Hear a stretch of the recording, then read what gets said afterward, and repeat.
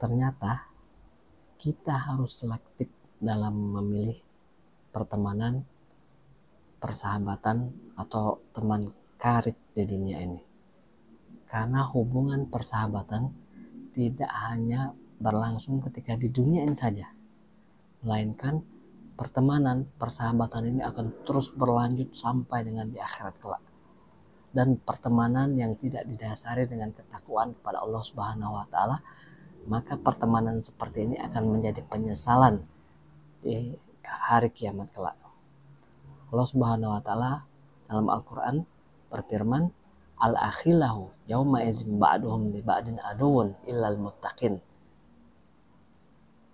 Teman-teman karib pada hari itu akan menjadi musuh satu sama lain kecuali mereka yang bertakwa.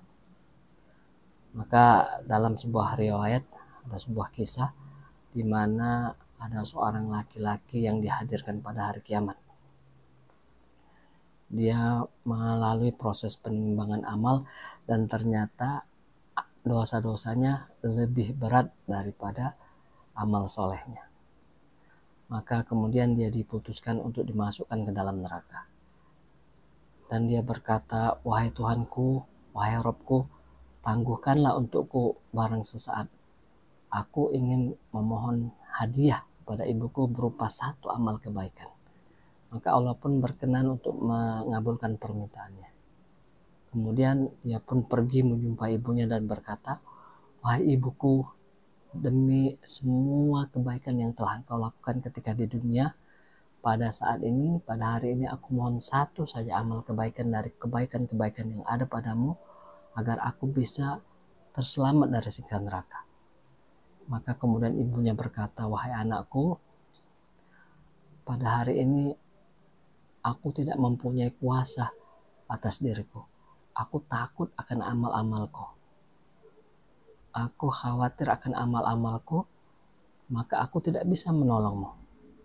Maka ia pun berputus asa darinya dan ia mencari seluruh kerabat-kerabatnya dan ia pun berputus asa dari mereka semua.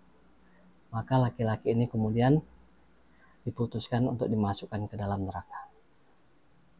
Tiba-tiba ada seorang sahabat karibnya ketika di dunia melihat keadaannya.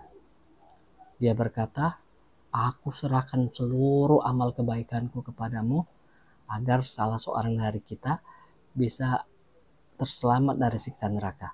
Dan ini lebih ringan daripada kita berdua harus masuk ke dalamnya. Maka kemudian laki-laki ini pun karena berat timbangan kebaikannya dimasukkan ke surga. Dan ketika dalam perjalanan tiba-tiba ada suara, bukanlah laki-laki sejati, di mana dia masuk surga sendirian sedangkan dia meninggalkan temannya di dalam neraka. Maka laki-laki ini kemudian bersungkur sujud memohonkan syafaat untuk temannya kepada Allah Subhanahu wa taala, dan Allah pun berkenan untuk memasukkan mereka berdua ke dalam surga dengan syafaat temannya. Maka al-rajulun ala dini khalili, laki-laki ini, seseorang itu terpengaruh atas agama temannya. Dan falyanzur ahadukum man yukhalil, maka hendaklah kalian memperhatikan siapa yang menjadi teman akrab kalian.